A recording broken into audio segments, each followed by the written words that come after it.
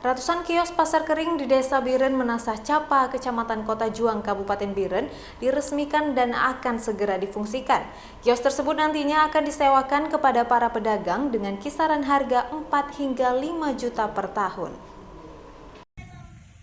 106 unit kios pasar kering di Kabupaten Biren segera difungsikan untuk mendorong dan mengumpulkan para pedagang yang ingin menyewa tempat jualan. PJ Bupati Biren mengatakan dalam waktu singkat kios pasar kering ini bisa berfungsi dengan cara diserahkan kepada camat dan kecil yang nantinya mereka bermusyawarah dengan masyarakat sekitar untuk siapa saja kios itu disewakan. Ia mengharapkan dukungan camat, Kapolsek, dan Ramil Kota Juang serta Kecik Biren Menasah Capa agar segera didata siapa saja pedagang yang berminat menyewa kios. Pedagang yang berjualan di pinggir jalan juga bisa diberikan kios ini kepada mereka, namun dagangan mereka tetap harus sesuai dengan peruntukan kios untuk pasar kering.